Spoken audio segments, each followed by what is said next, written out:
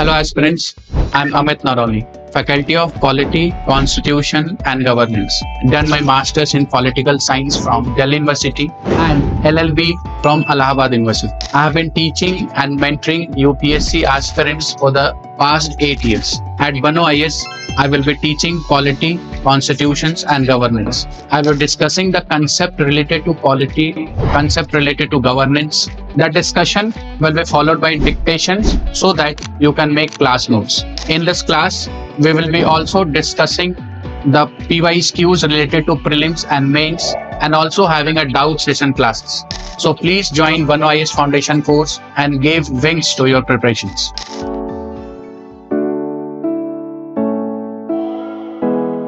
चलिए, so let's start. So we have started discussing the preamble, philosophy of the constitutions. Clear? So when we say that preamble is a philosophy, so it says it's a guiding principles of the constitutions. It shows what the constitutions held, types of nature of states, what it want to establish, and at the same time, so also talks about the objective it wants to achieve. Right now, we'll start discussing each of the nature of the states. Right, that nature of the state, the constitution's preamble says that if we have discussed the component or ingredient of the preamble, that it talks about the source of the authority of constitutions. So authority of constitution is sources people of India, and this idea we get it from the text of the preamble. Right now, a small questions: from where do we have gotten inspirations for the language of preamble? And that we will have a preamble USA. Right, so this language what we are going through, that we the people of India, is a language of use in Australia. Right, so the very first line of this, the very first line of preamble says that we the people of India. It means we have been giving source, and we ourselves has constituted this constitutions. So source of constitution is people of India. Right, this we have discussed. Clear? Now we have also discussed the nature of Indian states. Right, so what type of nature of Indian state does the preamble want to establish? So the very second line we can see that we the people of India, having solemnly resolved to constitute India into a sovereign, socialist, secular, democratic republic. Right, now these two terms, that is socialist and secular, was not originally present in a constitutions or preamble. It was added by the 42nd Constitutional Amendment Act. Right, so the nature of the India, that India should be a sovereign state, India should be a socialist state, India will be a secular and democratic republic. Now we will going to discuss each of these states separately, nature of state separately, that what do we mean by the sovereignty, what do we mean by socialism, socialist or secular and democratic republic. It's clear? Chaliye, so let's start discussing this. So sovereign, in simple terms, sovereign means free from external or internal pressure. This is sovereign, right? So when we say that it is free from external and internal pressure, it means that we ourselves is in a position to decide that what government we are going to form. Right, what type of law do we want? So the law through which we will be guided, the law through which we will be ruled, is not going to be decided by any other outside source. It would be people. And how we decide that what source of law we are going to decide is through the elections. So we, through an universal adult suffrage, we cast our vote, we choose a representative, and we empower them that through the legislature, you form a government, you form a law, rules and regulations, and that should be governed to the people of India, through which it can be governed to the people of India. This is basically sovereign means, right? Now, does the sovereign in a modern era, like we have in modern society, we know that after the invent of LPG, right? Do you know the LPG? Liberalizations, privatizations, globalization in 1990s era. Now, what the changes has made through the LPG? A opening of economy. India is a capitalist nation. It's a mix. It's a mixed economy, means capitalism and socialism.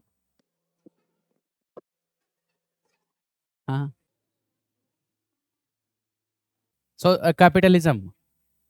So we are more capitalist. Now what is capitalist economy? अगर आप दिल्ली जैसे शहर में budget में IAS की तैयारी करना चाहते हैं तो इस वीडियो को एंड तक जरूर देखें। ये है बनो आईएएस। इसको रन करने वाले हैं UPSC qualified ex civil servant and Jamia RCA alumni. यहाँ की फैकल्टी को ना केवल यूपीएससी एग्जाम का एक्सपीरियंस है बल्कि पढ़ाने का भी सालों का एक्सपीरियंस है। ये एक्सपर्ट फैकल्टी हर टॉपिक को अच्छे से एक्सप्लेन करते हैं, उसके बाद हर टॉपिक को डिक्टेट करते हैं ताकि आपके पास अपने खुद के हैंड रिटन नोट्स हो। साथ ही क्लास में प्रीलिम्स और मेंस के प्रीवियस ईयर क्वेश्चन को सॉल्व किया जाता है और डिस्कस भी किया जाता है। यहाँ पे आपको सिविल सर्वेंट्स जैसे कि आईएएस, आईआरएस और एक्स सिविल सर्वेंट्स साथ के साथ जामिया आरसीए के एलुमनाइज आपको पर्सनल मेंटरशिप देते हैं। डेली आंसर राइटिंग जो कि सारे टॉपर्स रिकमेंड करते हैं, इस पर यहाँ पे बहुत फोकस किया जाता है जो कि बाकी कोचिंग्स में नहीं होता है। इसके साथ ही आपको मिलती है प्रीलिम्स और मेंस की टेस्ट सीरीज जो आपको एग्जाम के लिए रेडी करती है। यहाँ के अगर हाईलाइट्स की बात करें तो स्मॉल बैच साइजेस जिसमें 60 स्टूडेंट्स होते हैं और जीएस कोर्स के साथ आपको एसे और सीसैट की क्लासेस भी होती है जिसके लिए आपको अलग से पे करने की जरूरत नहीं है। और ये लोकेटेड है सुखदेव विहार मेट्रो स्टेशन के बिल्कुल सामने। तो देर किस बात की, आज ही स्टार्ट करें और अपने यूपीएससी के सपने को साकार करें। थैंक यू फॉर वॉचिंग बनो IAS.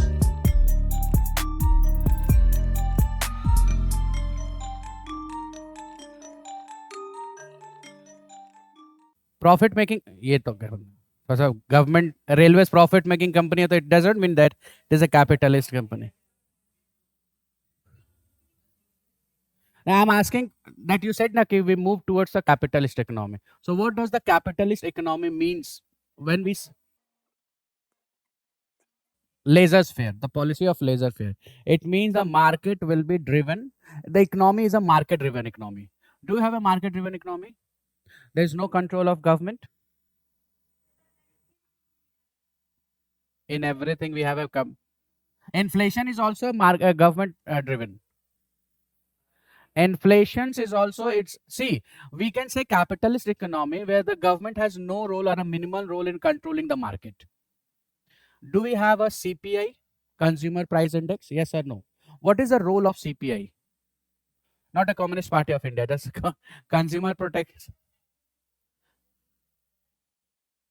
So CPI is maintaining the wholesale price index and retail price index, right? It is up to giving how the inflation is impacting. So RBI, according to that inflations, what it does, it through credit control, it either minimize the inflations, right? It can hold, right? Like when the inflation is more, it can suck out the economic currency from the market, right?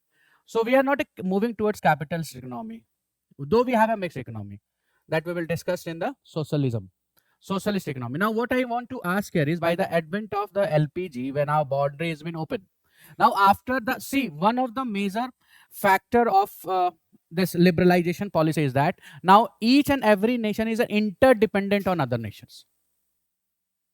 We do not have a closed economy like China has been policy followed to 2000, that they have a closed economy. They are not indulging with any other market. We have an open economy, right?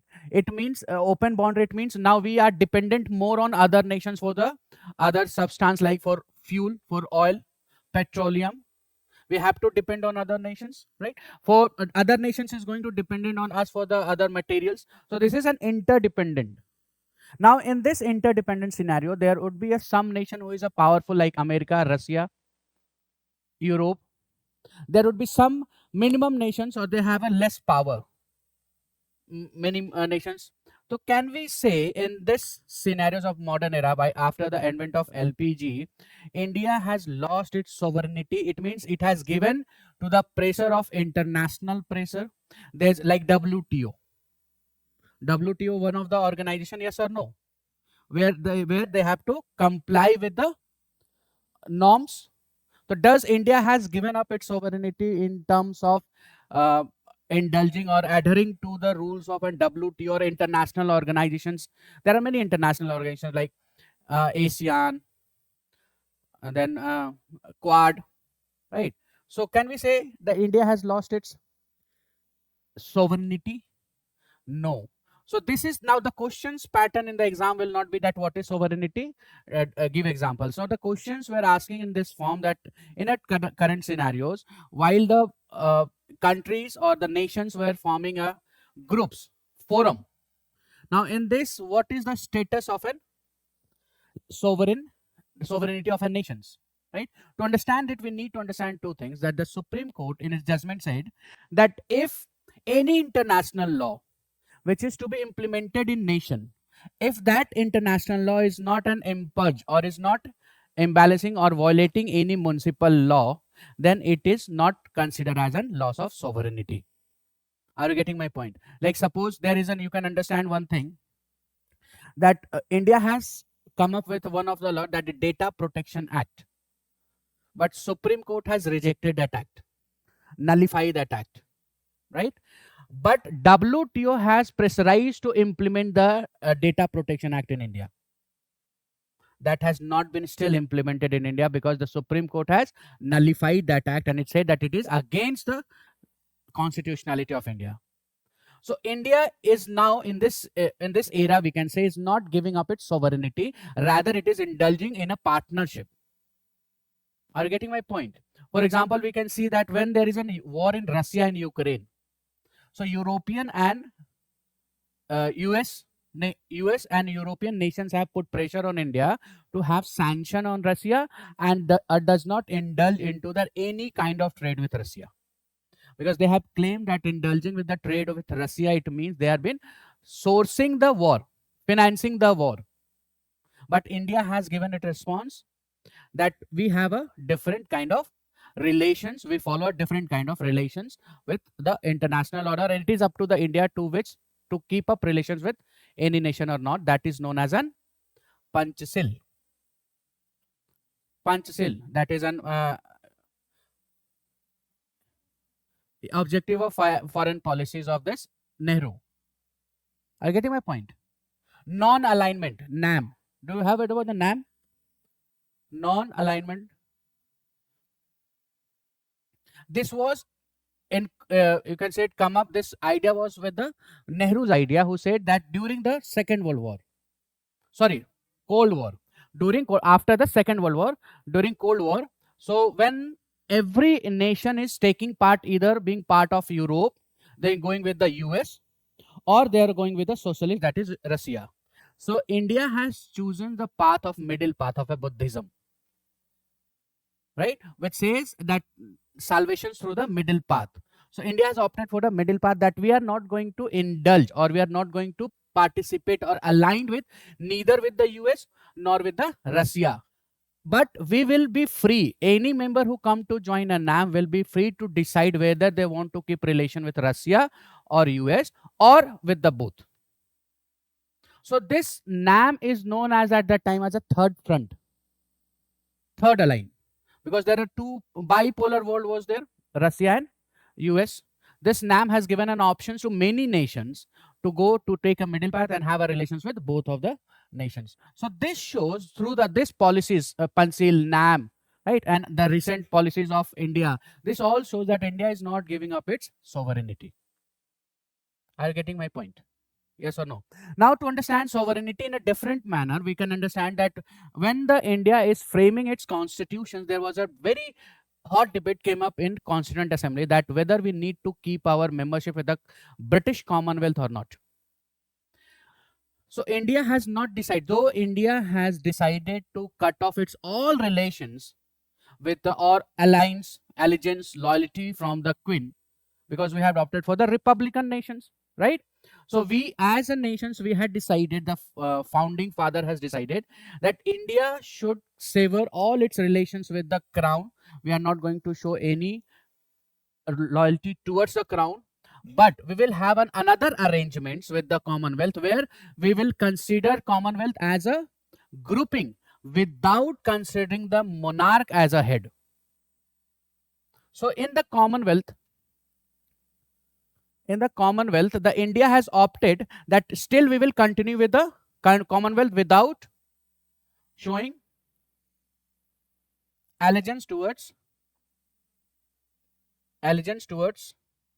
monarch.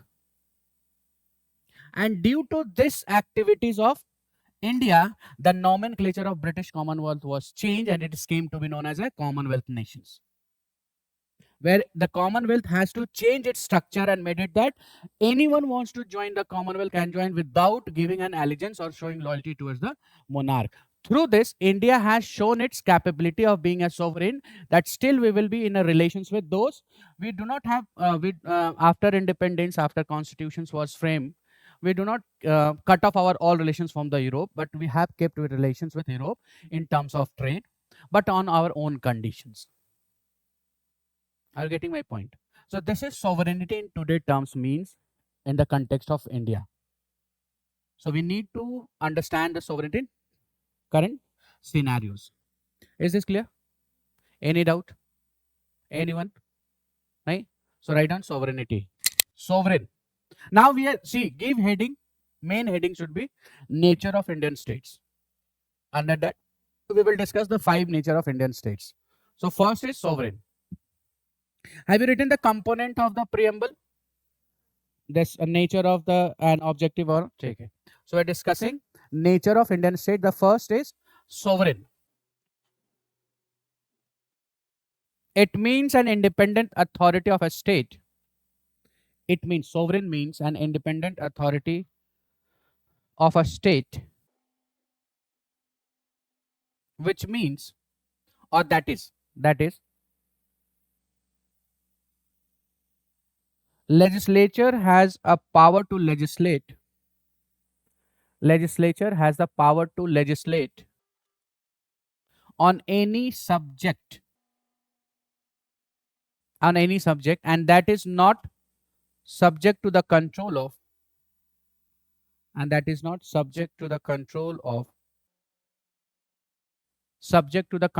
any other states or external power. Next point. The term sovereign in a preamble of India, the term sovereign in preamble of India implies that India is neither a dependency nor a dominion of any other nation, but an independent state. Neither a dependency nor a dominion of any other nation, but an independent state. Next point, the word, write in the inverted comma, the word hyphen, write in inverted comma, we the people of India, we are taking from the text of preamble. The word we the people of India ... adopt, enact and give to ourselves this constitutions. We the people of India ... adopt, enact and give to ourselves this constitutions. Enact and give to ourselves this constitutions, inverted comma close, declares the ultimate sovereignty of the people of India, and that the constitution rests on their authority. Any confusion? Last. Sovereignty of the people of India, and that the constitution rests on their authority. Clear? Next point. When the constitutions came into force, and what was the date? When does it came into force? 26 January 1950. 26 November was enactment date. So when the constitutions came into force, the Crown of England ceased to have any legal or constitutional authority over India. Any legal or constitutional authority of India. When the constitutions came into force, the Crown of England ceased to have any legal or constitutional authority of India, which means that no citizen of India have any allegiance or loyalty. Allegiance or loyalty. Allegiance means loyalty to the British Crown. Next point. India declare herself republic. Declare herself republic. But she did not sever all ties. Sever all ties. F-S-E-V-E-R. S-E-V-E-R. Sever means to cut off. Sever all ties with British Commonwealth. India declares herself republic and she did not sever all ties. S-E-V-E-R. Sever all ties with British Commonwealth. But stick to Commonwealth without acknowledging. Stick to Commonwealth without acknowledging allegiance to Crown. Without acknowledging the allegiance to Crown. Allegiance to Crown. Due to which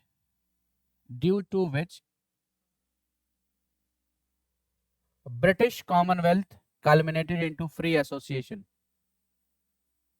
Due to which British Commonwealth culminated into free association of independent nation. British Commonwealth culminated into free association of independent nation and came to be known as Commonwealth of Nation. Due to which British Commonwealth culminated into a free association of independent nation and came to be known as Commonwealth of Nation. So now after this act of India, which has changed the nomenclature of British Commonwealth, now it is known as a Commonwealth Nations. And from 2015, we are not a member of Commonwealth Nations from this Citizenship Amendment Act. Now, what was the conditions that during that period when why the India choose to be with the part of Commonwealth but without showing allegiance towards the Crown? What was the condition that it was not in the terms of India to fulfill that conditions? Why they have taken this step? I'm getting my questions. What was the reason that though they have decided to be part of the Commonwealth but without acknowledging or without showing the allegiance, it means that they are not been in positions to accept the crown or the English crown or monarch as a head of the crown. Though Australia has accepted as in the same terms and Canada has accepted it. In fact, the Pakistan has also been accepting. Pakistan was a dominion till 1956 or 60 up to the England. Right? What was the conditions that it was compelling India to take this decision? What was the conditions with the NATO to if someone joined NATO, then what are the force or conditions that will be applied on a member of NATO? Yes. So this is the same conditions with this Commonwealth. It is a type of nations or a grouping which says that if any member of a Commonwealth has been attacked by other member, so it is to be considered as an attack on whole of a Commonwealth nation. That is forcing the nations which is not indulging into the war, but it has to be take part of the war because the some member of a Commonwealth was attacked. So attack on a Commonwealth is to be considered as an attack on monarch of a British. So this is hampering the sovereignty of India because it was not directly indulging in war with anybody, but due to that being a member of the Commonwealth, it has to acted on the others part. This is the first condition why they have chosen to be to take this step. The second is that if you become a member of Commonwealth, so the member nation, citizens of a commonwealth will be having a common citizens to every nation. Are you getting my point? The condition is that any member of a commonwealth, so it's citizens of, suppose that Australian citizen have a commonwealth member, Australia is a commonwealth member, so Australian citizen will also having a benefit of Indian citizens, without requiring visiting in India, without requiring any special documents, and this regulation should be of a citizenship through the commonwealth, right? So these are the two conditions which India is not going to accept. It is hampering its sovereignty, right? That it is now up to India to decide to whom they want to continue with the war and to whom to want to continue in a peace. It is not someone else on other side that India will indulge into the war. So this is the reason why they have opted to have this arrangement with the Commonwealth nations. Is this clear? This is the same with the NATO. Why India has not joined NATO? Why India has not joined Warsaw Pact, which is against an opposition of NATO Pact? In Australia, America has offered an India NATO this membership, but it has not joined the NATO. It is a collective defense. India has joined UN, rather it has not joined NATO.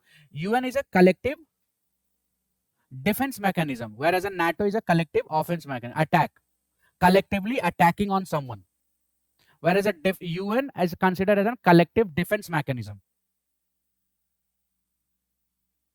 Are you getting my point? So on the basis of this, it does not went towards the Warsaw Pact also, not went towards the NATO also. It is compelling the nations to have, or you can consider a war as an every nations. So if India would have joined the NATO and Ukraine was having an attack, so India will compelled to have an attack against Russia or take an action against Russia. So its personal relations with Russia would be endangered. Yes or no? So this is the reason why India has opted for this middle path. Right? Is this clear? Next point. नहीं इसी में sovereign, we are still writing under the sovereign. 200 250 word के आते हैं sir. Still you need to write. So what you have written the last? The Commonwealth of Nation. Nomenclature came to be known as a Commonwealth of Nation, right? Next point.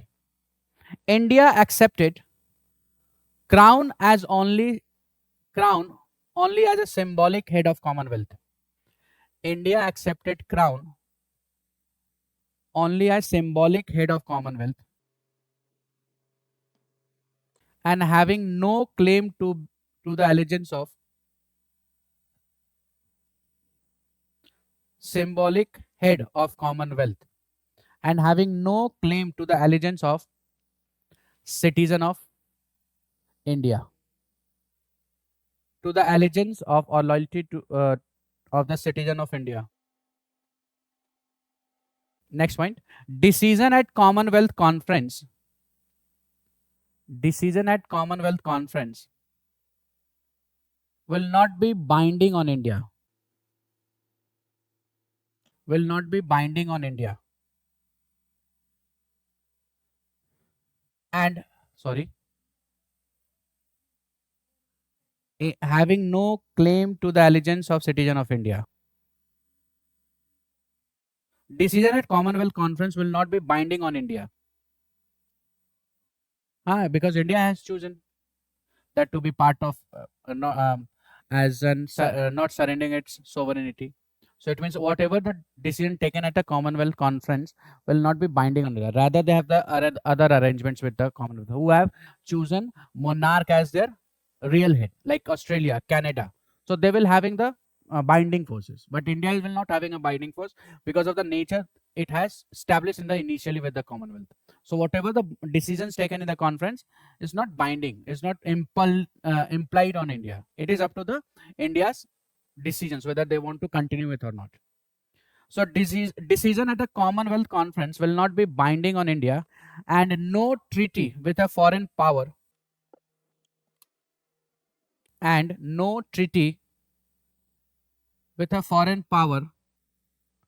or declaration of war by any member of the Commonwealth will be binding on India without her consent. Will be binding on India without her consent. Her consent. Clear? So it is up to the will of India whether you would want to join the war or any kind of conflict or not. It is not binding.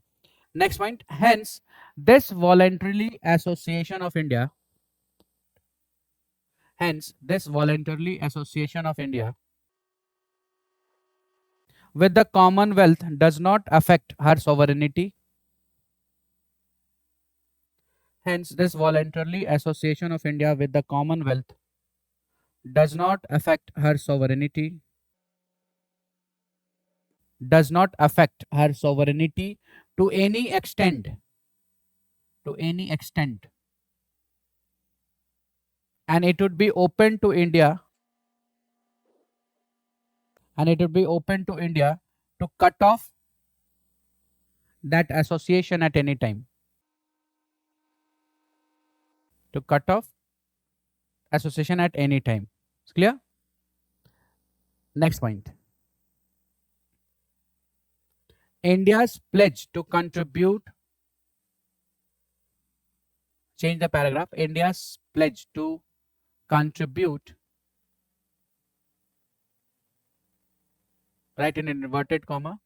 To the promotion of world peace. To the promotion of world peace. Inverted comma close. Given an article. Which article talks about promotion of international peace? 51. Article 51 of the Indian Constitutions. Inverted comma close. Under Article 51 of Indian Constitutions. Which means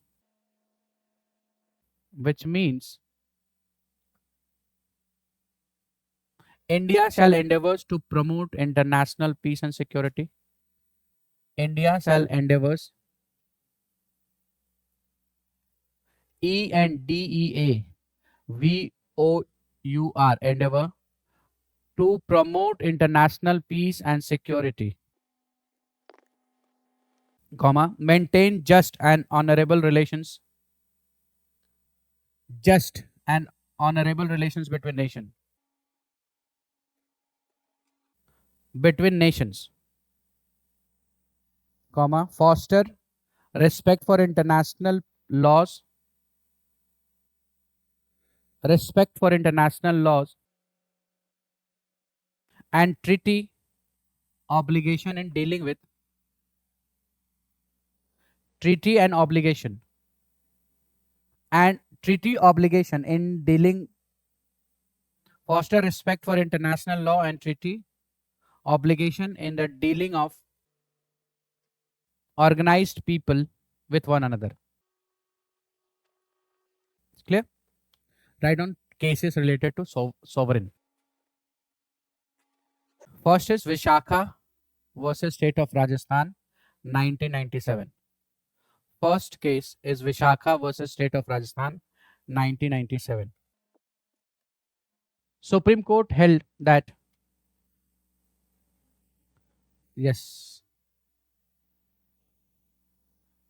Supreme Court held that the international convention and norms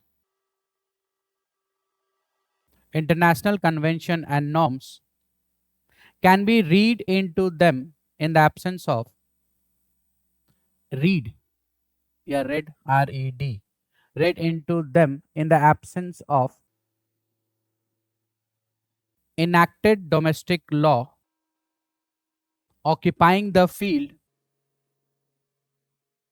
when there is no inconsistency between them. Occupying the field when there is no inconsistency between them. Next case. Magan Bhai Ishwar Bhai Patel. This is a name. Magan Bhai Ishwar Bhai Patel. Next case. Magan Bhai MAGAN Magan Bhai ईश्वर भाई पटेल. नहीं एक ही का नाम चल रहा है. वो आपने धमाल नहीं देखी है? नाम बताते तो गोवा पहुंच जाएंगे, दैट इज अ नेम। मगन भाई ईश्वर भाई Patel versus union of India 1970 70। Supreme Court held that being a sovereign state,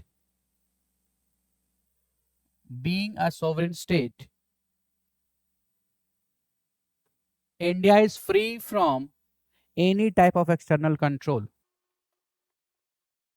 India is free from any type of external control. Full stop. Continue. It can acquire foreign territories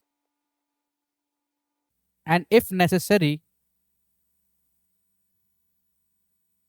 secede a part of territory in favor of foreign state, subject to certain constitutional requirement. Subject to certain constitutional requirement. Any foreign state, subject to certain constitutional requirement, right? So it want to say this judgment has given a statement on Berubari case. Do you know the Berubari incidents? Now the Berubari, see, through this judgment, now what we can conclude from this judgment is that sovereignty also includes that it is a nations, as being a sovereign nations, it is a free to whether it should secede its part to the any nations, right? Like 100 Constitutional Amendment Act. What is 100 Constitutional Amendment Act? Enclave between India and Bangladesh.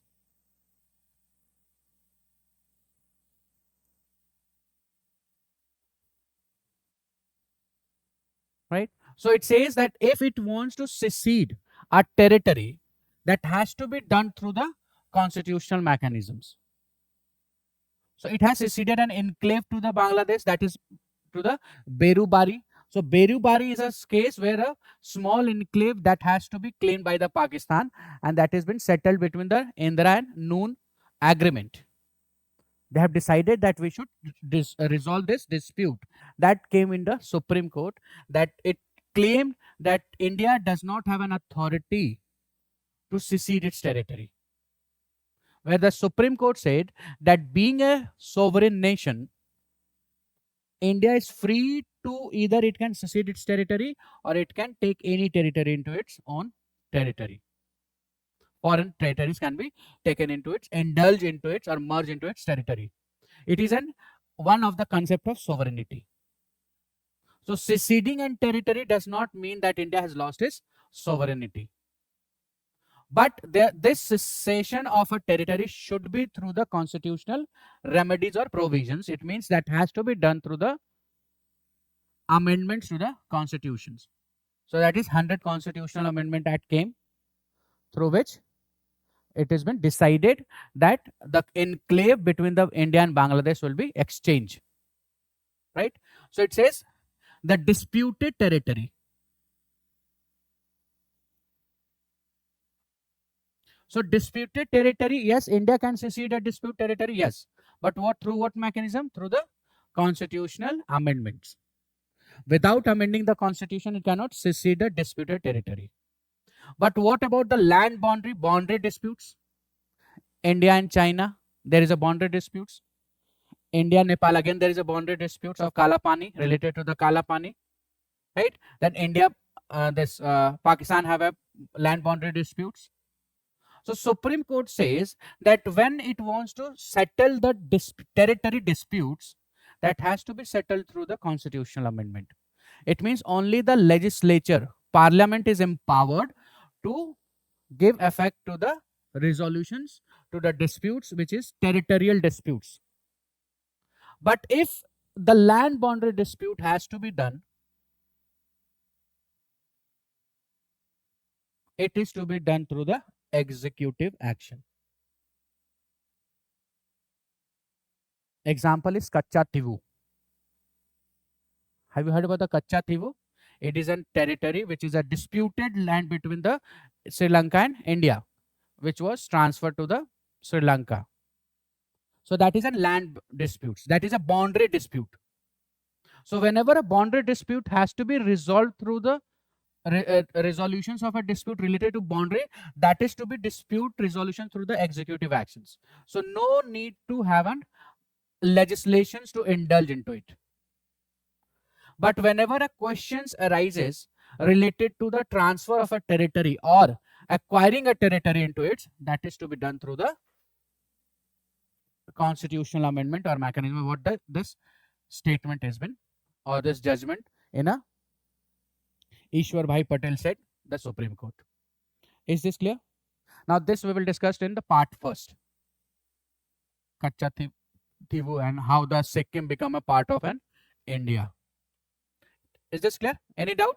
So sovereignty, it also means seceding a territory. It is a right of a nations. Being a sovereign nations, it is a right that it can secede any part of the to any foreign nations, or it can acquire any foreign, because of being a sovereign, we have acquired a Puducherry from the France. Yes or no? Lakshadweep, we have acquired Lakshadweep. We have acquired the Sikkim, make a part of India. Why? Because we are being a sovereign nations. So seceding a territory does not mean that India is losing its sovereignty. It is within the ambit of India's power, but that has to be done through the legislature, that is a parliament, through making changes in the constitutions or through constitutional provisions has to be done. Is this clear? Right? Right on the next judgment. Vellore Citizens Welfare Forum. Vellore, V-E-L-L-O-R, Vellore Citizens Welfare Forum. Vellore, V-E-L-L-O-R, Vellore Citizens Welfare Forum versus Union of India, 1996.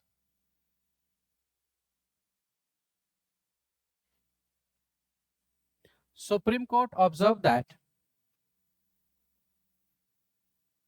Vellore Citizens Welfare Forum versus Union of India 1996, Supreme Court observed that the rules of customary international law,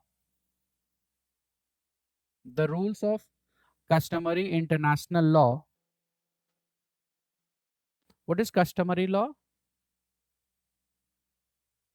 The law through which customs has been established. So customary international law, which are not contrary to municipal law,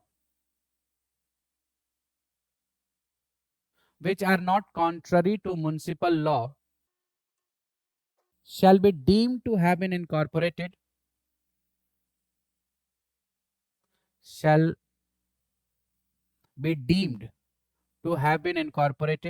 in the domestic law. Which wants to say that if India wants, like in any treaty, like India has many group forum where it joins, like ASEAN, SAARC, BIMSTEC. Now recently there was a grouping in G20 announced between India and West Asia through the corridor, right? India is also part of INSTC, International North-South Transport Corridor. It is also part of Quad, right? There is a very naval exercises or military exercises going between India and the other nations like Malabar, between India, Japan, Australia, US, that is culminated into the Quad. So whatever decisions it's taken at that, like WTO, UN, WHO. So there are many organizations, international organizations, and at the same time a regional forum also, where India is a part. So whenever whatever decision is taken at this forum, at the international or regional forum, so if that decisions or a law which has been taken, that would be implemented in India only on a one condition, that it should not be in a contrary to the Indian law or domestic law. It means if some law which has been inhabited or which has been denied in India under the constitutions, so and that law is demanded by the foreign nations, that law should not be implemented in India. Are you getting my point? If any law which has been neglected or which has been denied by the Indian legal systems, judiciary or constitution of India, but that law has been pronounced in the other forum where India is a part of that forum, So India cannot implement that law in India because it is contrary to the municipal law, means local law.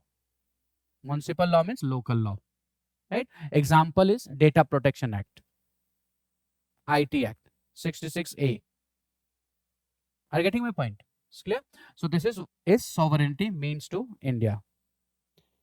Any doubt? Sorry?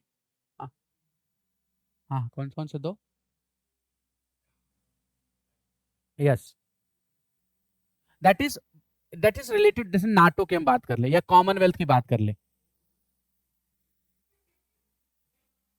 हाँ मतलब why they have not opted to accept the sovereignty of or allegiance of the crown, because there was a condition it to be considered that attack on one member is been considered an attack on crown, right? Now if you are showing loyalty towards crown, so you are been in a compulsion to follow that rule.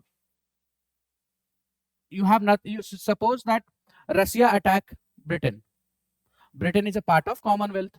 Now you have a good relations with Russia, right? But due to the compulsion that you are showing an loyalty towards crown, so now it is be considered that attack on Britain from Russia is an attack on India. So you have to act against Russia. Are you getting my point? This is the reason why India does not join any of those such groups where this compulsion has been made. Commonwealth, NATO, Warsaw Pact, all this is due to this. Are you getting my point? Is it clear? लेकिन अब देखिए, India when it was born, or we can say that no, though it is not born, but when it is independent, get independent, it was very financial crunch was there in India. It has a very lack in education. The health was not good. The conditions of country was not good. It has to depend on the foreign nations, right? See, when there was a debate that what should be now socialism हम start करें, इसको मैं वहां पर link करता हूँ socialism से. Now इसको link करता हूँ मैं आपको वहां से. So sovereign is clear, right? Now we move to the socialist. Now there are two types of economic conditions all over the world. One which follows the westerns, that is Europe or US, that is a capitalism form of economy.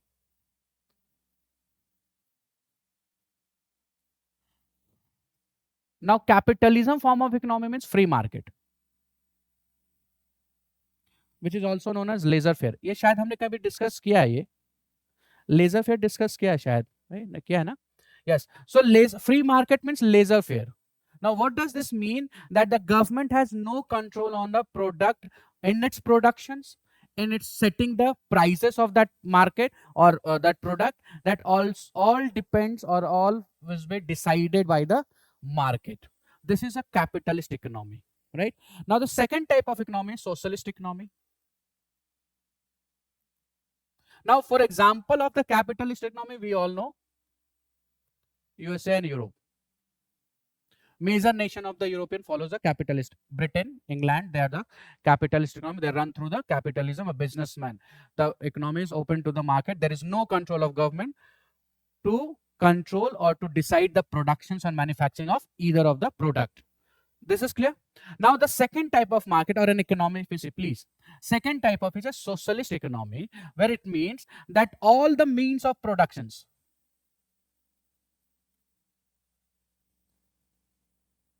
and manufacturing is been controlled by state. Russia, China. Now this type of socialist economies came to be known as a communist socialism. Communist socialism. Like Russia and China, we can say that they have a full control over their productions, means of productions and means of manufacturing. Now the basic difference between the socialist and the capitalist is that they are working towards an individual goal. A group of businessmen, satisfactions of a group of businessmen, satisfactions for the individuals. This is a main aim of the capitalism. It is not concerned with the peoples, right? But in terms of socialism, socialist, it is working towards the welfare of people.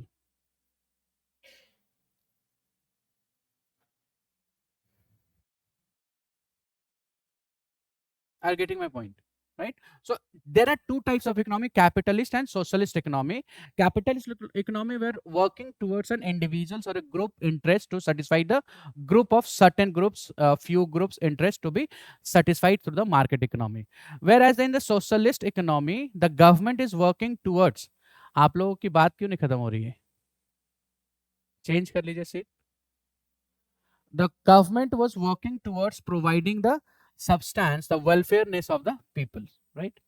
Now, as moving towards your questions, now when India would get independence, when the Britishers left India, India was in a very deep, trodden, rotten nations. It has a lack in medical emergency. If you remember, there was many things going on at the same time, like the riots was going off due to the partitions.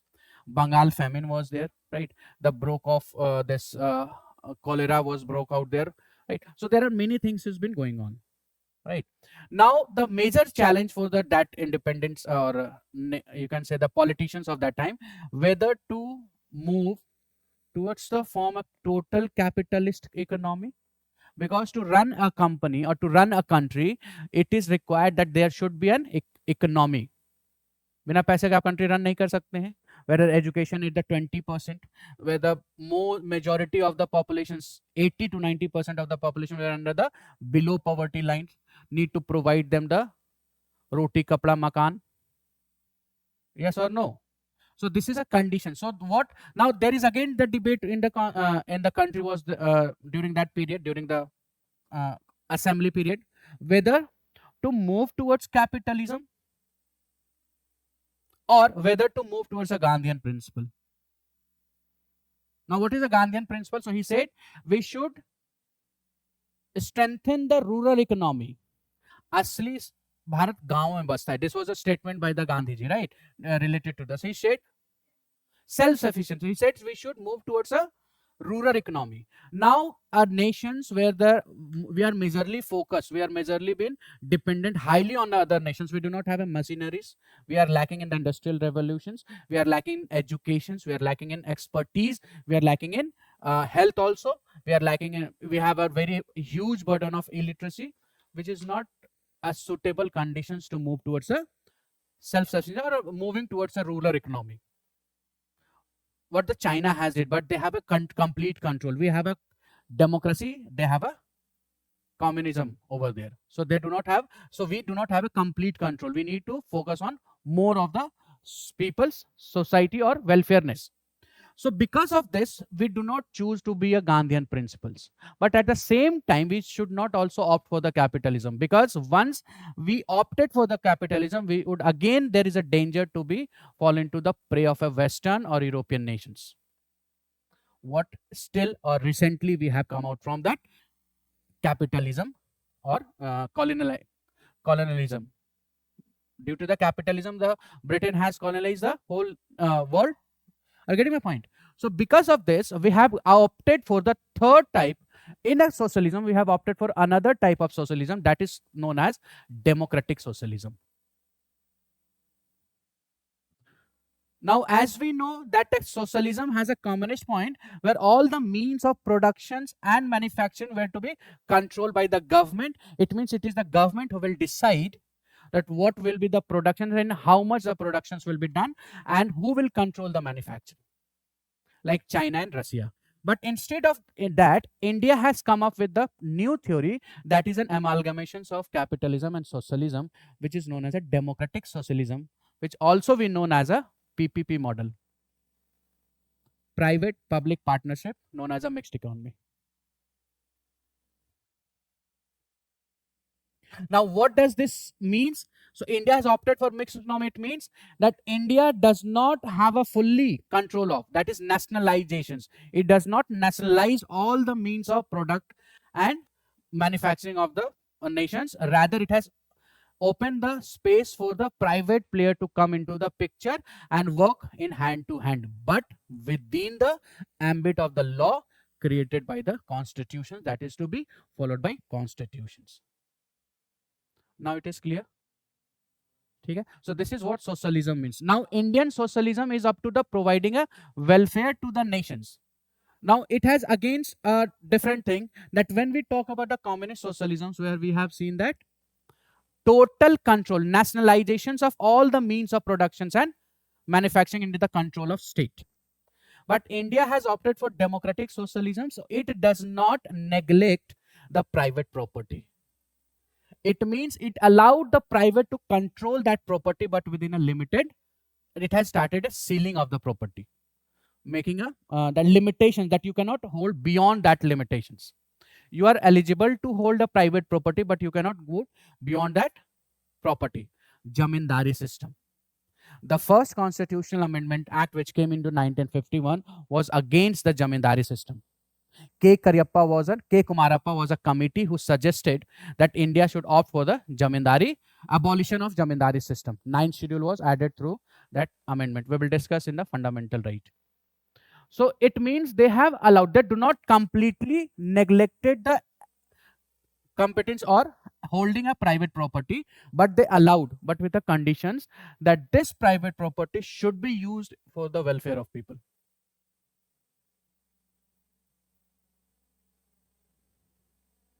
Is it clear? So this is a socialism in terms of Indian context.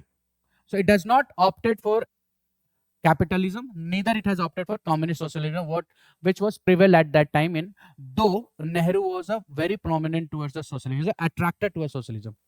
Up modern India padenge, he went to the Russia and he met with this Stalin, and who was a thinker of that time. नहीं, marks के अलावा एक और थे. One was the Mao is a Lenin. He was very close to Lenin. He was inspired by the Lenin. But when he came to India, that's why there was a statement in history that though in Russia he was a socialist, but in India he is not a socialist.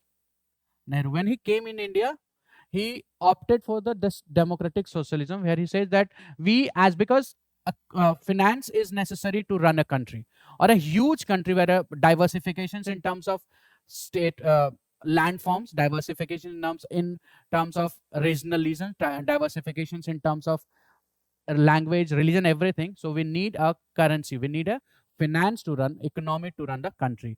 So that's why they have opted for democratic socialism, where private players were not completely banned, rather they have been allowed, but within the ambit of laws, and that has to be used for the welfare of people. Is this clear? Now this can be linked through that your answer why we have done this. Any question? So write down socialist. अगर आप दिल्ली जैसे शहर में budget में IAS की तैयारी करना चाहते हैं तो इस वीडियो को एंड तक जरूर देखें। ये है बनो IAS.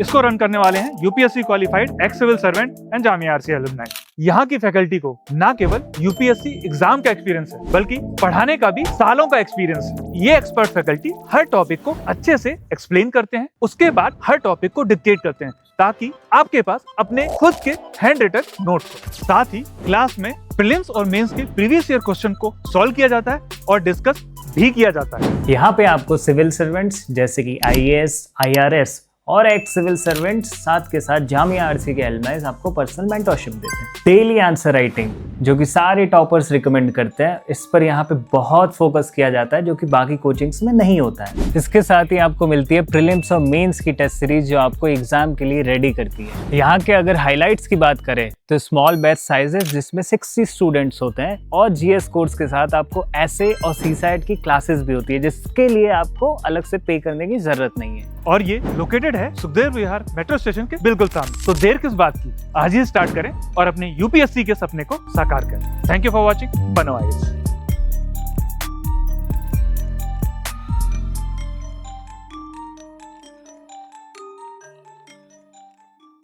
The goal of Indian polity is socialism. The goal of Indian polity is socialism was ensured by inserting the term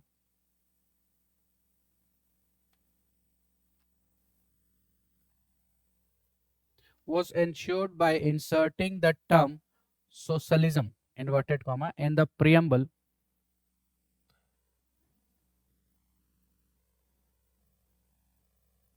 by 42nd Constitutional Amendment Act 1976.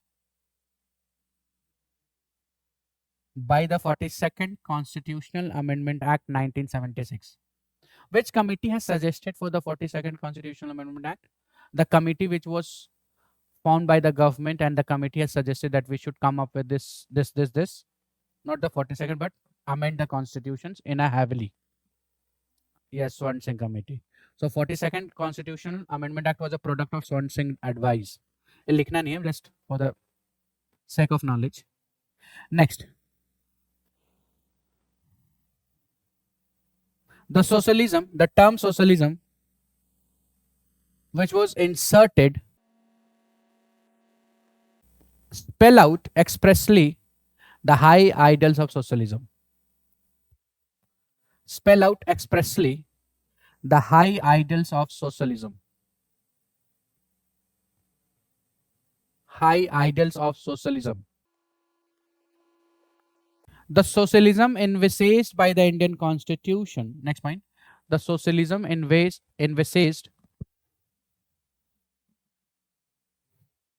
envisaged by the ENVISAGED.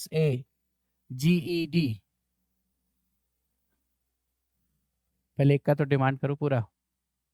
Envisaged. So the term socialism envisaged by the Indian Constitution is not the usual scheme of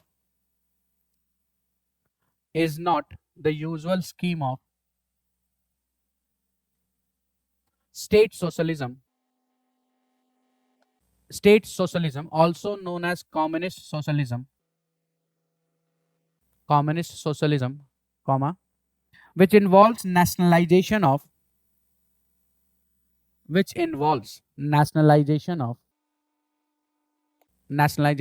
all means of production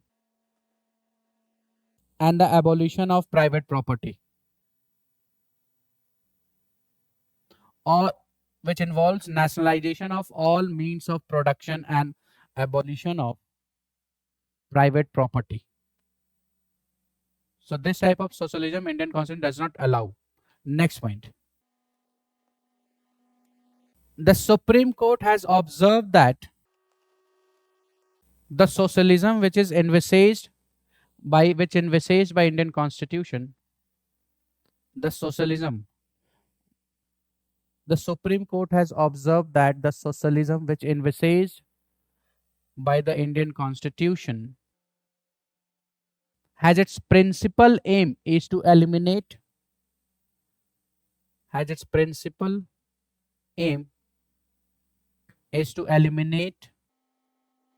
inequality of status and income. Eliminate inequality of income and status and standard of life. So eliminate the three things. It aim at eliminating of inequality between income and status and standard of life, comma, standard of life, comma, and to provide a decent standard of life to the working people of India. And to provide a decent standard of life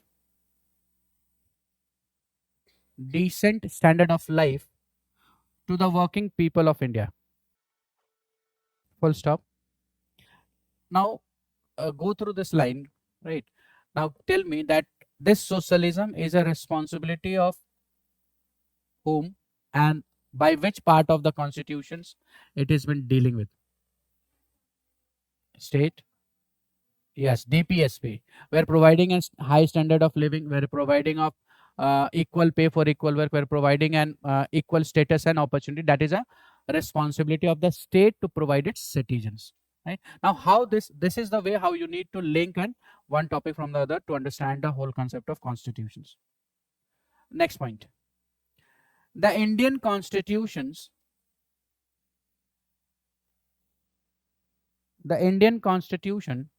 does not seek to abolish private property.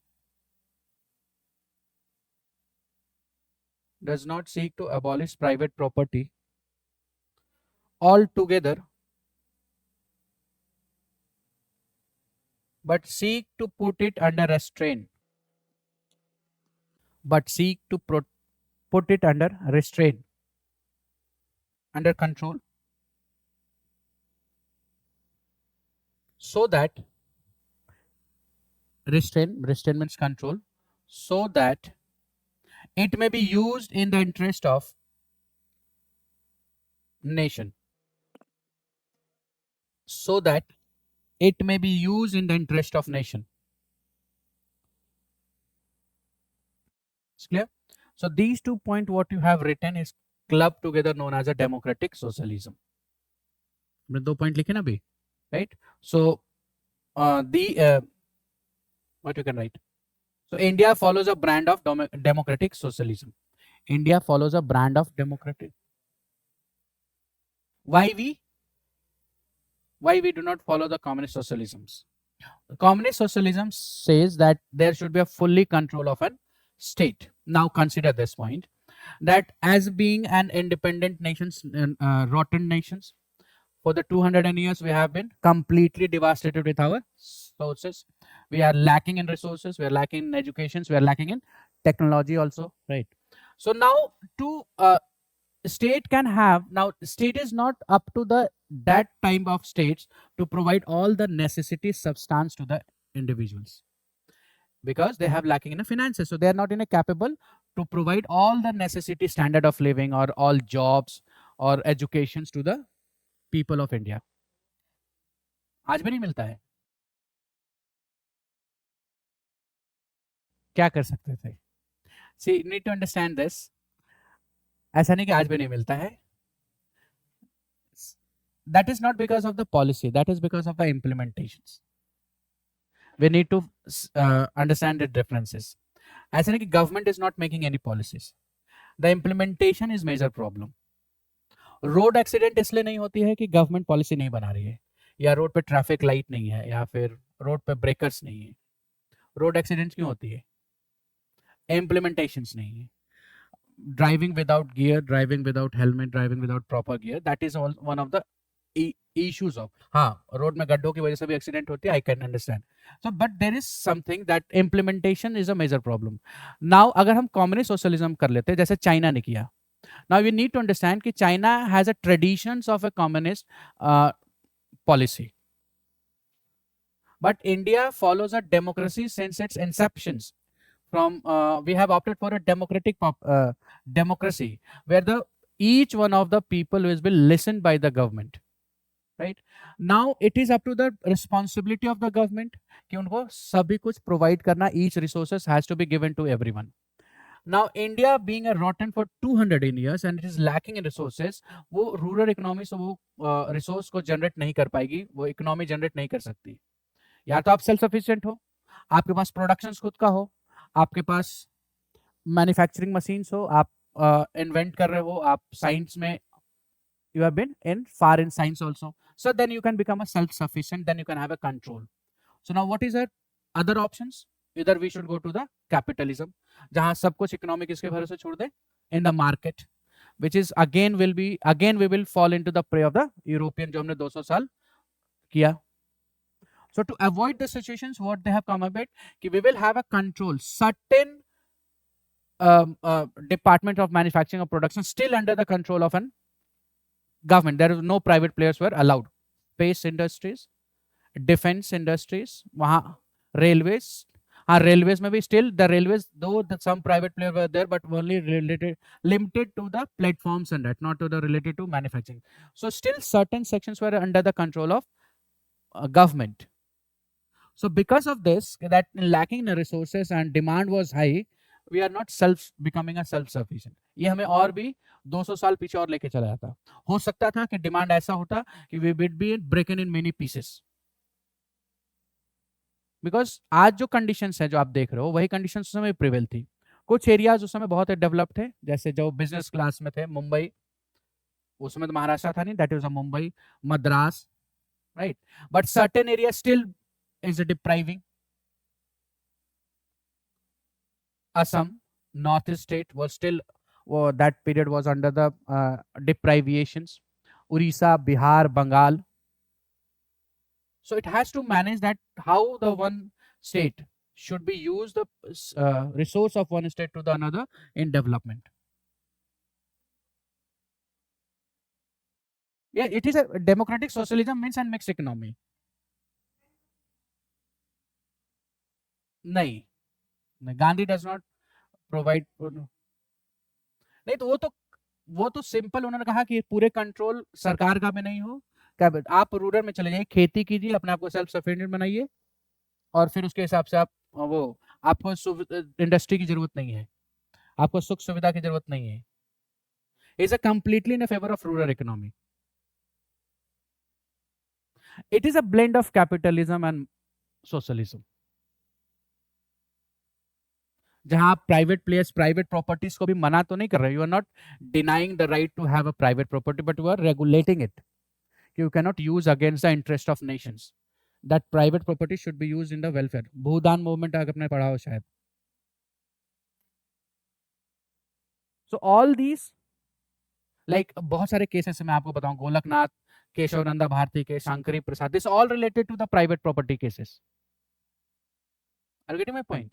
So because of this reason we do not opt it. Now see the उस समय के जो leaders और forefathers, they have a very far sighted. They thought कि अगर हम कुछ ऐसा करें steps, तो in the next future India would be devastated. We should have to intact for the long run, for to having a long survival. This is necessary that we should have both.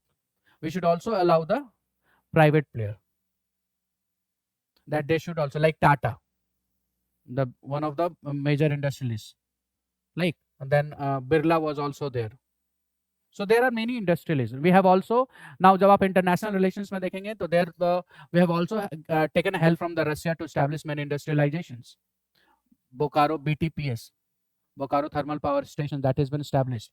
Bokaro steel plant, Vilai steel plant, with the help of Germany, with the help of USSR, with the help, this BTPS was the India's first thermal power stations on the basis of, on a model of the Thanasian's thermal power of US, 1948. With the help of US we have established. So we're taking help of both. Is this clear? ठीक है, चलिए. So what we're writing? So what I'm saying this, what the 2 points we have written, that Supreme Court one judgment and this, that is club of these two is known as a democratic socialism, what Indian constitution has envisaged in it, right? So you can write that India follow a brand of socialism is known as a democratic socialism. India follows a brand of socialism which is known as democratic socialism. Full stop. Which means repeat करूं, socialism which is known as democratic socialism, full stop, which means instead of a total nationalization of all properties, instead of total nationalization of all properties and industries, it envisaged a mixed economy. It envisaged a mixed economy where both public and private sector coexist side by side. Instead of total nationalization of all properties and industries, it envisaged a mixed economy where both private and public sector coexist side by side. So we have many public and private sector in one field also, like banking में भी बहुत सारे आप, you can see a private player and public bank, right? Similarly there are in medicines and there are in hospitals, educations, बहुत सारे there will can find. Next point, democratic socialism aims to end, democratic socialism aims to end poverty, ignorance, disease, aims to end poverty, ignorance, disease,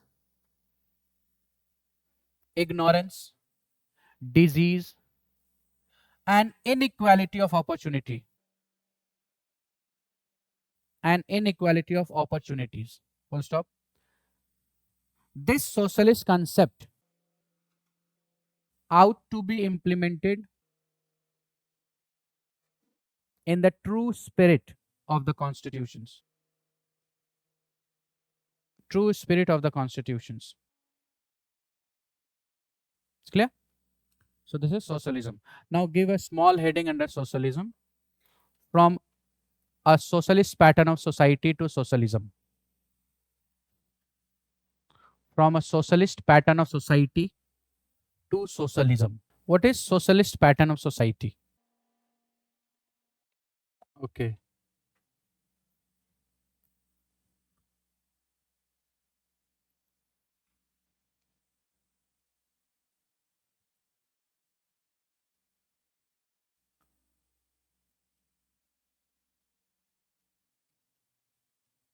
Or welfare of people. Okay. How we can achieve this welfare of people in a socialist pattern of society? Okay. In simple terms, socialist pattern society means the control of a state in a manufacturing. Communist society. Communist socialism, what we have seen. The socialist pattern society, where the society or a state is controlling the means of productions. So we are moving towards control of a government towards a socialism. Means where the socialism, where the welfare of the people was more concerns, the less control of government in the means of productions. Are getting my point? So this what we are writing here is that how we are moving from a state control towards a welfare of the people or a socialisms.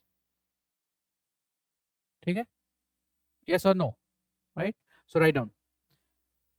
The goal envisaged by the Constitution of India. So we are writing from a socialist pattern of society to socialism. The goal envisaged by the Constitution of India is that of welfare state and the establishment of socialist state. And the establishment of a socialist state. Full stop. Next point. Socialist pattern of society means socialist pattern of society means where the principal means of production are under social ownership or control. Are under social ownership or control. Means it is a majority who will decide that how it will be, on what basis it is going to be productions, means of productions or manufacturing would be, or how it will be used. It is not under any individual control, rather under social control. Or control, ownership means control, comma, production is progressively speeded up. Production is progressively speeded up and there is equitable distribution of national wealth.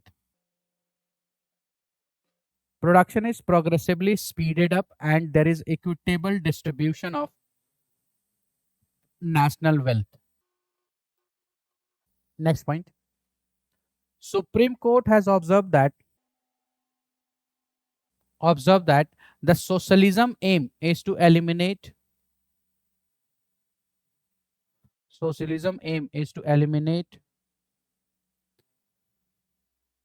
inequality of income and status.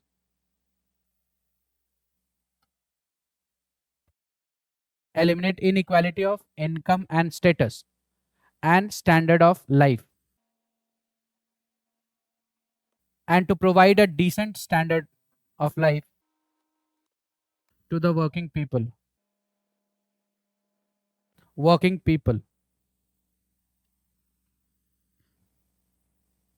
Next point. Instead of total nationalization of all properties,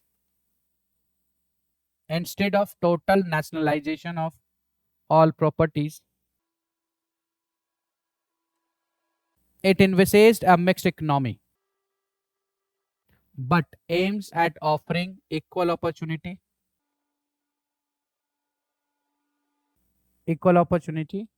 and the abolition of vested interest. equal opportunity, and abolition of vested interest. So this is socialism. Next is secular.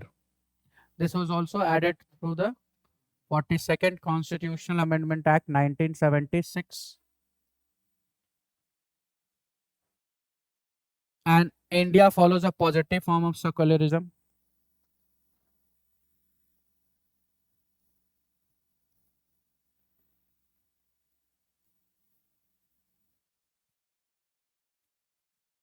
Now, what is positive form of secularism?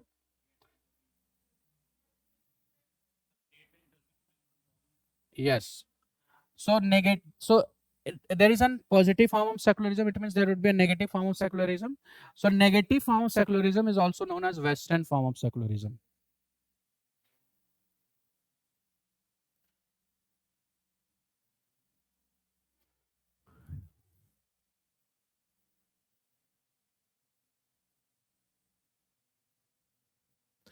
Now this negative secularism is a concept. Now we can understand this form of secularism, that it has been popularized by the Western during the medieval period, right?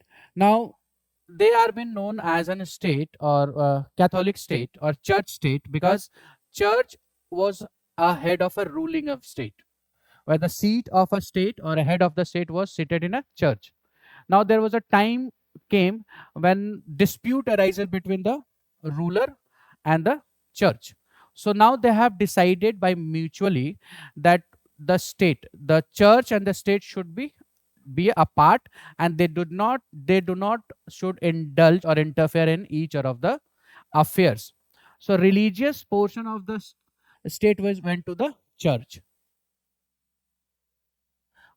So the state says that state will not interfere in any of the matters related to religions of a church, and that has to be managed by the church itself.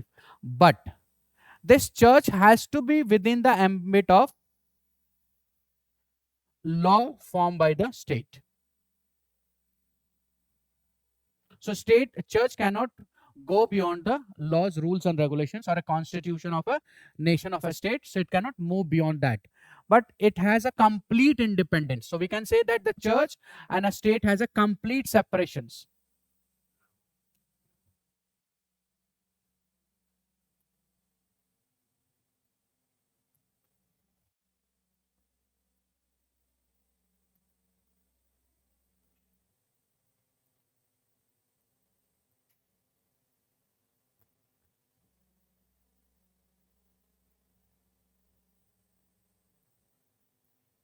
But a complete separations between church and state. So they too play a non-interference role in each of the this affair of each other. But there is a condition. The state says that though the state will not interfere in your matter, in any matter of religions, it is your complete domain to be managed in a religious affair, but you need to function within the ambit of a law which is prepared by the state. That is some in the modern, we can say that in the constitutions.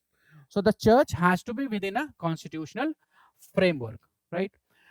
Now, what does this mean? A complete separation. It means that if any individual's religious right was infringed by this church, they have been denied any of the religious right to practice. The tenets of the religious is denied the practice of a tenet of religious right of an individual's. So that individual has no right to move to the Supreme Court or the state to seek an reinforcement or to seek any type of relief from the state. In this case, it is a total whole and soul of a church who will decide whether to provide anyone's right with respect to religion or not. So it means there is a complete separation of religion from the state. So this is a negative form of states. But India follows a positive form of state where though the state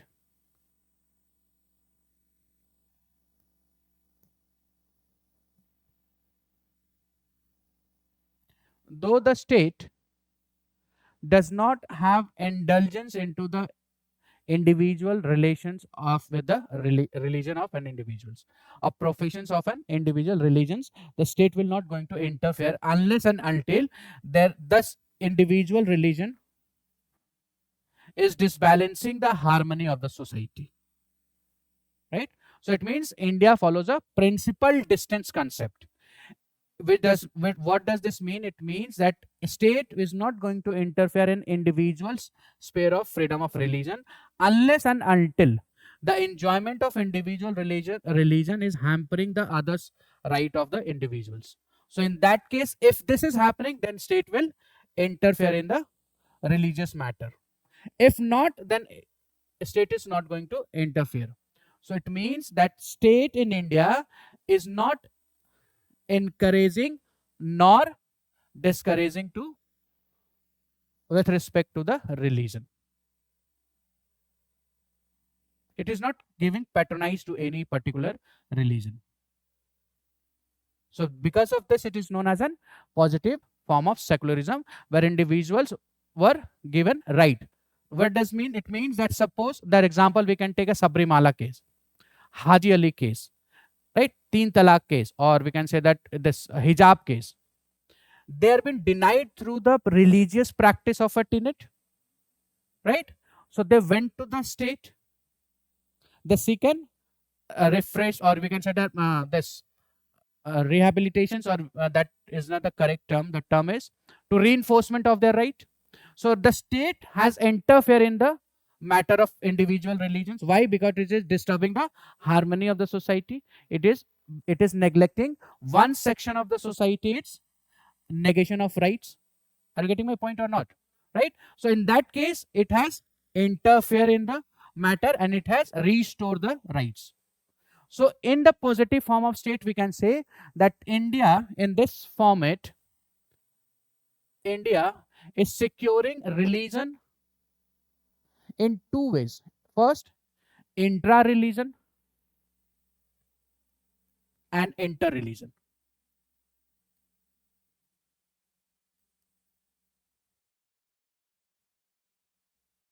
When we talk about the intra-religion, it means within a same religion. Sati, this Sabrimala is a case of a Hinduism. So it is intra-religions within the religion itself. Between a sect, there is a problem. So that it indulge or that interfere to manage or to correct the defect of the tenets of that practice.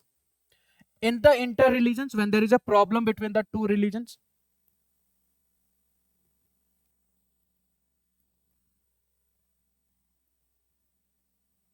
so India, were practicing a positive form of religion, it is making ensure that not the only equality, liberty were held in the inter-religion, but also at the same time, the intra-religion should also be maintained.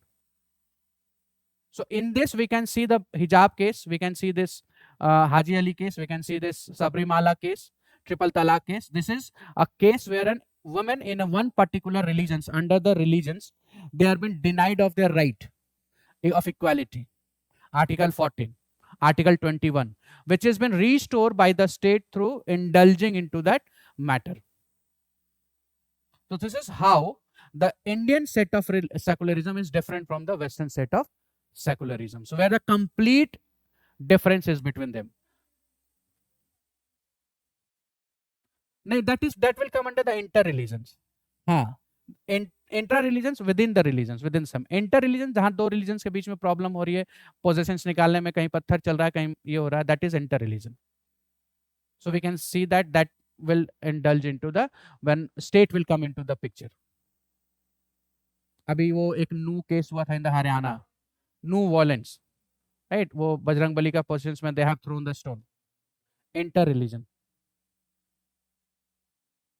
Dispute with the inter religions. ठीक है? State, वो state आकर के violence रोकेगी, culprit को punish करेगी, जैसे Delhi riots हुआ था 2020. That is an inter religion riot where the state come into the picture, they pick the culprit and they will punish, they restore. अब जिनके साथ वो हुआ, जैसे you can say this there was one case recently we can hear that वो आपका गोधरा कांड के दौरान during the 2001 11 or 7 or 11 persons had raped a single woman, mother of that, and the child was also raped, and they have been relieved by the governor of Gujarat. कौन सा case था वो? मैं शाह बानो ऐसा कुछ, that case is Bilkis Bano case. So that state they come into the state come into the picture. She gone, मेरे साथ ऐसा हुआ है, and that is on the well of this religion, pretext of religions, right? So they can come into the picture, right? या फिर कोई एक particular individual, majority of the community does not allowing the others to follow the minority religious to follow their own tenets or principles of their religions. So then they can also do that, right? And this intra-religions, अब intra-religions में you can talk about the sect also. Like Hinduism में आप SC और ST को या OBC को उनके tenets practice करने से रोकना. Women's को certain practices not allowing in the certain. Sunny Sanganapur was also one of the place where women were not allowed. The Sabrimala was a case. So this is like intra-religions within a religion.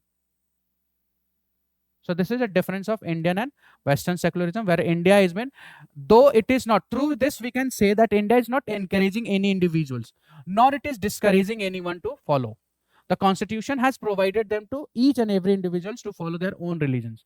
Article 25, Article 14, 15, 16, 25, 26, 27, 28, 29, 30, Article 44. These are the articles which shows that how a secularism has been embedded into the Indian constitutions. Okay? Any doubt? Right? So write down secularism.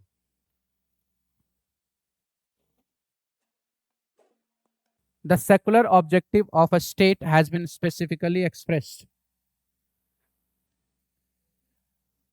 ये आपको motion में लाने के लिए था.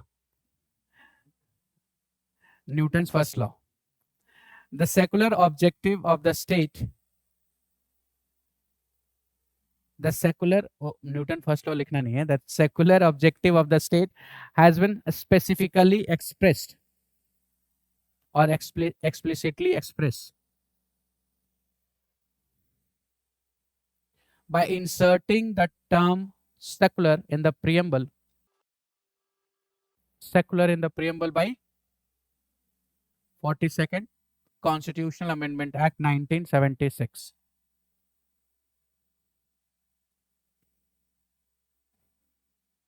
Next, the Indian Constitution embodies the positive concept of Indian Constitution.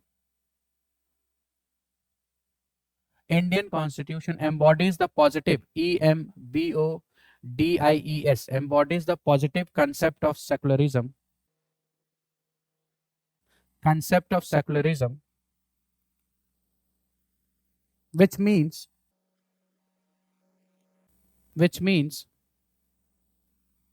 all religions in our country have the same status and support from the state. All religious in our country have the same status and support from the state. Okay. Now there is one question. Now through this question, it will help you to understand the concept of secularism in a more very wider perspective, right? There was a practice which has been practiced, or recently also we can say that certain like this iftar party was been given by the government, or a Hajj subsidy has been provided by the government to visit the Hajj, to go to Hajj, or government has been arranging for the Kavar Yatra, right? These certain examples. So now through these activities or of a government, can we say that it is a dent on a secularism? So can government arranged for the Kamar Yatra, can it give a subsidy, like it give a subsidy for the Mansarovar Yatra also, right? Kailash Yatra. It also give a subsidy to the Hajj Yatri. Yeah, madam, I mean, there are a lot of government they are doing this, or they are arranging an iftar parties and all. So can we say the act of this government any of this matter is include, or this is a dent on a secularism, or India is losing its secular content? No. So, but it is providing subsidy to Hajj Yatris. But it is said that India is not going to promote any religion.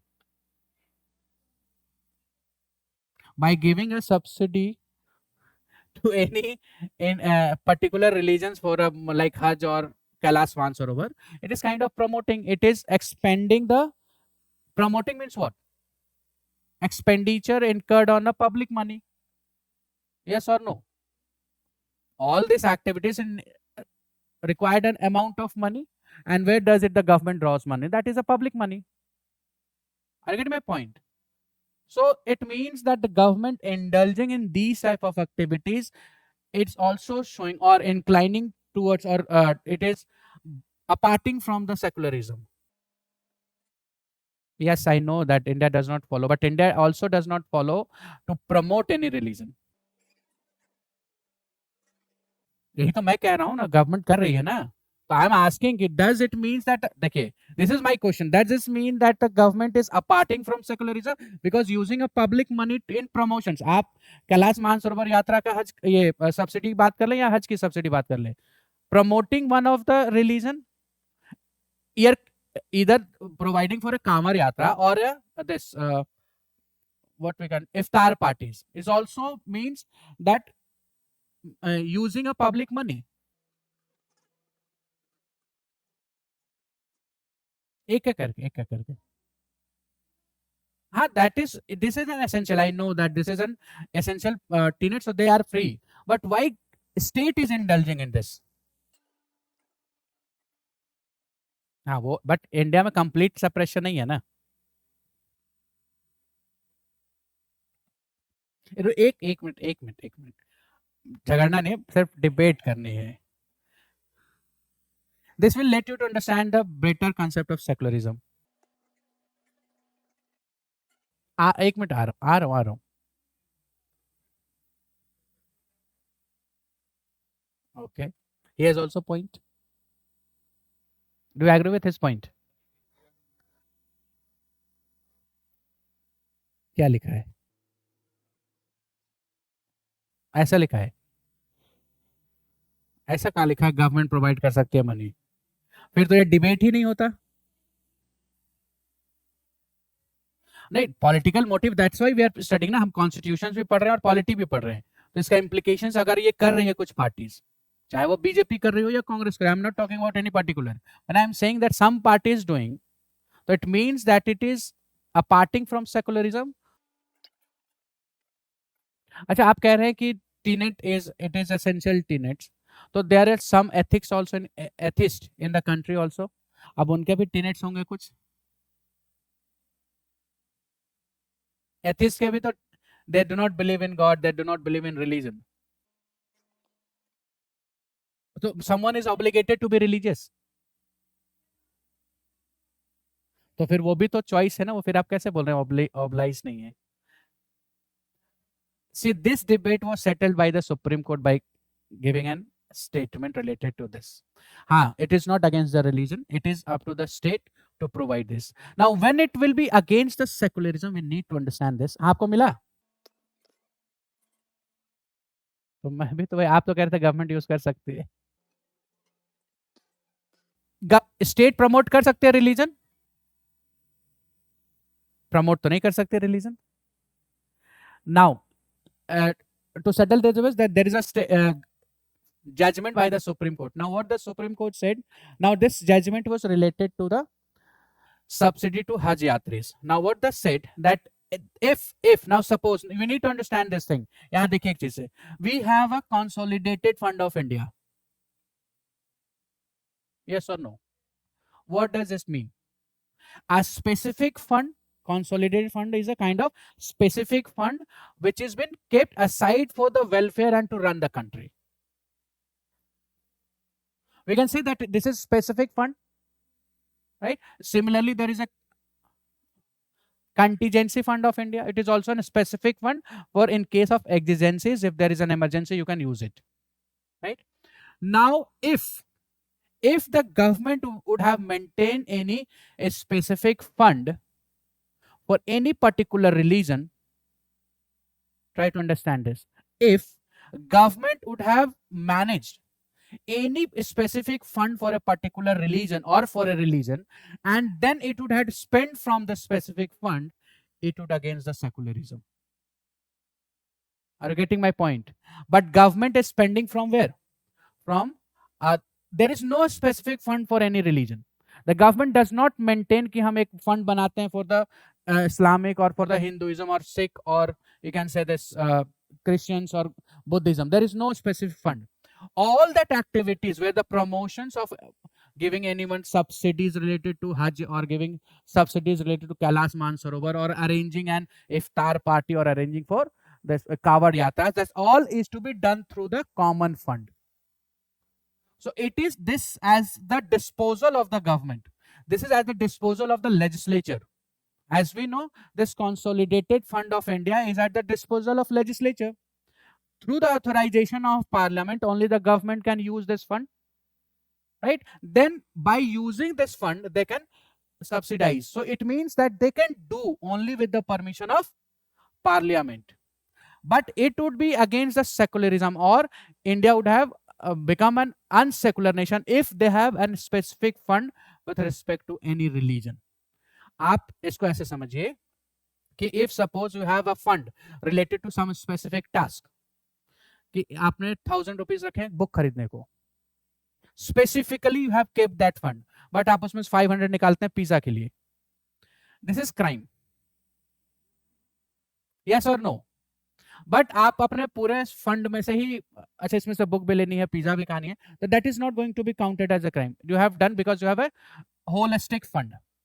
So keeping a specific fund with respect to that which leads to that. Now, if the government would have maintained in any specific fund for a particular religion, any say that A is a particular religion, the government has made kept certain aside a certain amount of fund for a promotions or any kind of religions. But another government who came into the power and used this fund to promote B, religion B, this is against the secularism. Are you getting my point? So providing an Hajj subsidy unless and until, or providing a Kailash Mansarovar Yatras or arranging an iftar party or arranging Kawad Yatra is not going to impact the secularism unless and until the government is not maintaining any specific fund. It is to be spent through the common fund. Is this clear? पैसे दोनों तरफ से जा रहे हैं, नहीं वो ठीक है, बट एक स्पेसिफिकली आप उसी एक्ट के लिए अगर रखते हो आप पैसा and then you are using for another, it means you have mentioned that we will have some sort of promotions to individuals.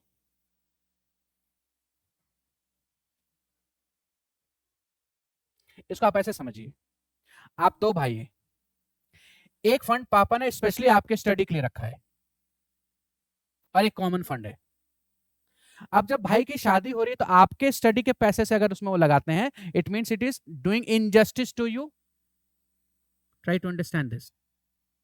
It is making injustice to that purpose. Are you getting my point? But if it is used from the common fund,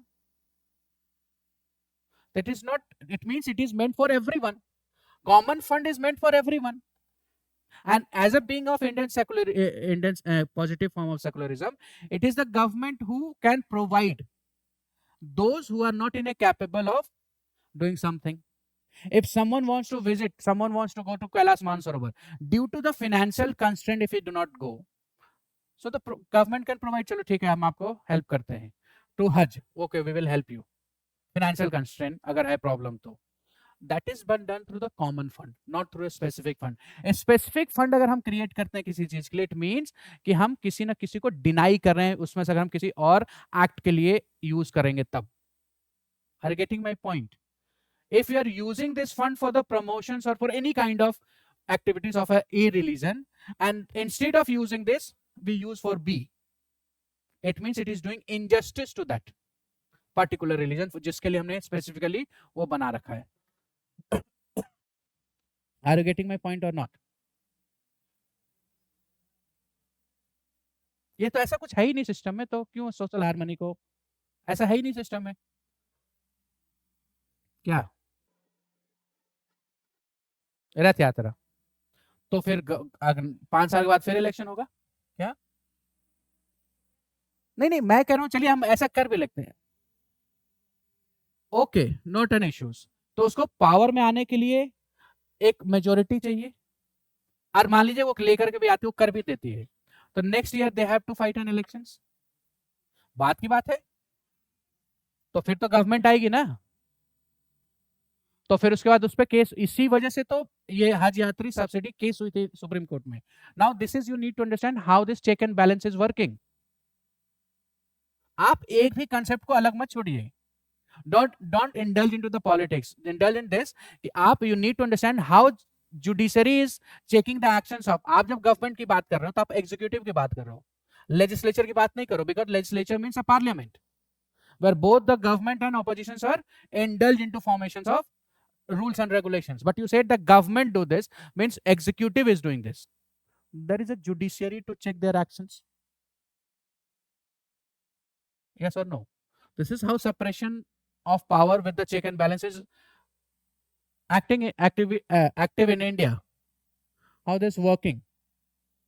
तो अगर कुछ ऐसा करेगी तो फिर next time, एक तो government है, जुडिशरी है जो करेगी, राइट? जैसे you can say that CA के अगेंस्ट में the court has rule in favour of this government, there is a judiciary to do this check and balance.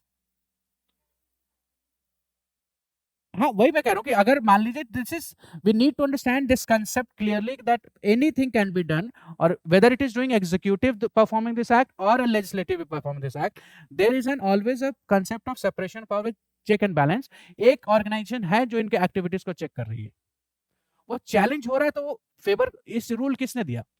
This may be a rule may be change in this, the ruling of a supreme court is not static, it is subject to change. Abhi aap class recently you can say the sub classifications, that is Chennai 2004 statement judgment was overruled in 2024, that is subject to change, but for this period we need to stick to that judgment where it says that if the state has maintained any specific fund for the promotion of a particular religion, then it would be considered an anti-secularism of the activities. But it is doing for the with the common fund, जहां कोई specific fund है ही नहीं। अब आप फिर ये कहिए कि सर एक कॉमन फंड से गर्ल्स कॉलेज बन रही है, बॉयज कॉलेज है ही नहीं, तो ये तो against inequality. No, this is constitutional provisions where the government has to act. Are getting my point, right? Sorry, it's clear? So we are writing secularism. So what you have written the last, in our country have the same status and support from state. This we have written, huh? Write down the next, the reason for necessity of secularism in India. How we are writing in the secularism only. We are writing the reason why we have opted for secularism. Necessity of secularism in India.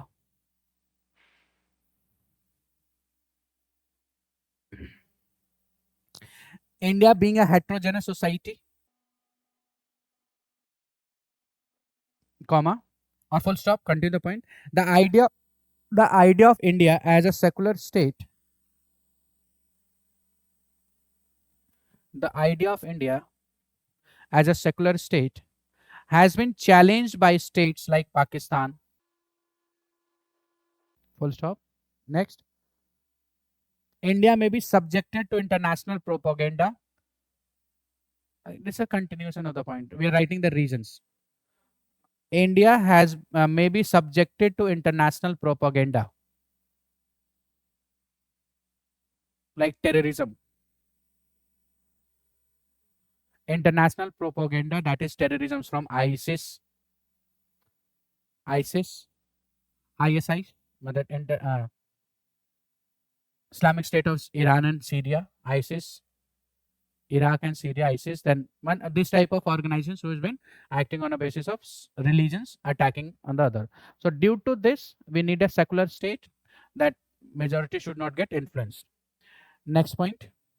This is the reason. It's clear? So this is all from the secularism. Now write make this a chart, distinguish between Western secularism and Indian secularism. Differences between the two.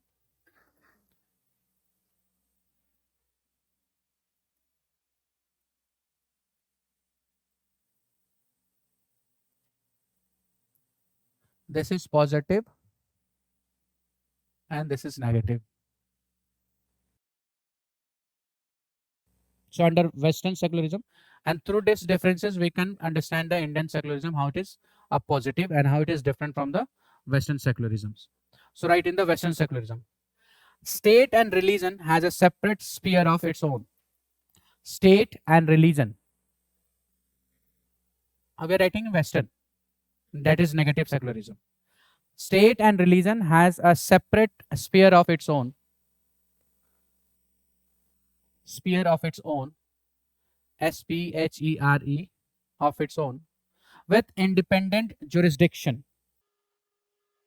That is mutual exclusion of states and religion. Mutual exclusion of state and religion. Next point in the Western, no illegitimate intrusion. No illegitimate ILLEGITIMAT, illegitimate intrusion of religion in the state. Intrusion of religion in the state.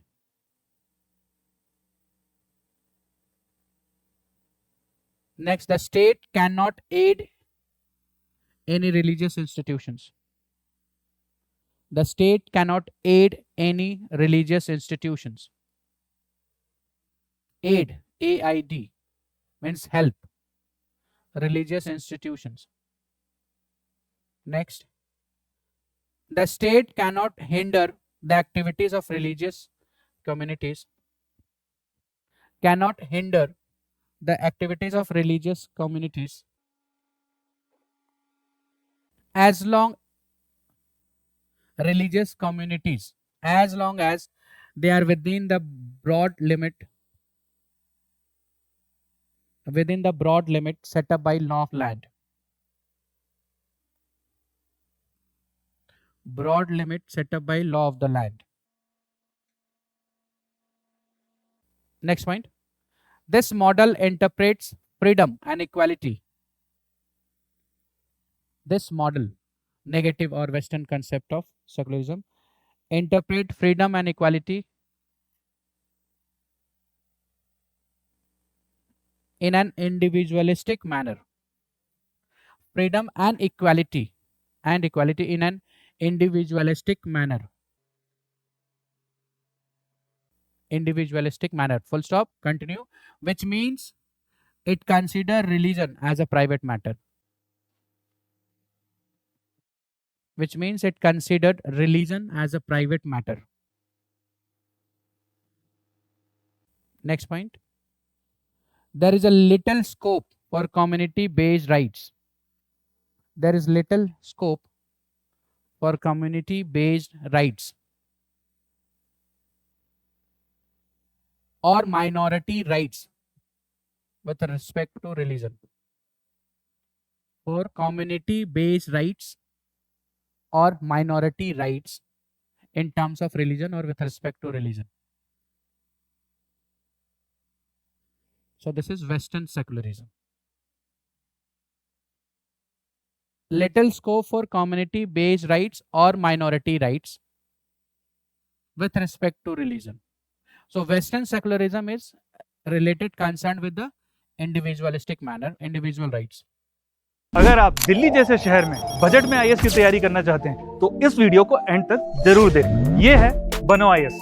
इसको run करने वाले हैं UPSC qualified ex civil servant and Jamia RCA alumni. यहाँ की faculty को ना केवल UPSC exam का एक्सपीरियंस है बल्कि पढ़ाने का भी सालों का एक्सपीरियंस है। ये एक्सपर्ट फैकल्टी हर टॉपिक को अच्छे से एक्सप्लेन करते हैं, उसके बाद हर टॉपिक को डिक्टेट करते हैं ताकि आपके पास अपने खुद के हैंड रिटन नोट्स हो। साथ ही क्लास में प्रीलिम्स और मेंस के प्रीवियस ईयर क्वेश्चन को सॉल्व किया जाता है और डिस्कस भी किया जाता है। यहाँ पे आपको सिविल सर्वेंट्स जैसे कि आईएएस, आईआरएस और एक्स सिविल सर्वेंट्स साथ के साथ जामिया आरसीए के एलुमनाई आपको पर्सनल मेंटरशिप देते हैं। डेली आंसर राइटिंग जो कि सारे टॉपर्स रिकमेंड करते हैं, इस पर यहाँ पे बहुत फोकस किया जाता है जो कि बाकी कोचिंग्स में नहीं होता है। इसके साथ ही आपको मिलती है प्रीलिम्स और मेंस की टेस्ट सीरीज जो आपको एग्जाम के लिए रेडी करती है। यहाँ के अगर हाईलाइट्स की बात करें तो स्मॉल बैच साइजेस जिसमें 60 स्टूडेंट्स होते हैं और जीएस कोर्स के साथ आपको एसे और सीसैट की क्लासेस भी होती है जिसके लिए आपको अलग से पे करने की जरूरत नहीं है। और ये लोकेटेड है सुखदेव विहार मेट्रो स्टेशन के बिल्कुल सामने। तो देर किस बात की, आज ही स्टार्ट करें और अपने यूपीएससी के सपने को साकार करें। थैंक यू फॉर वॉचिंग बनो आईएएस।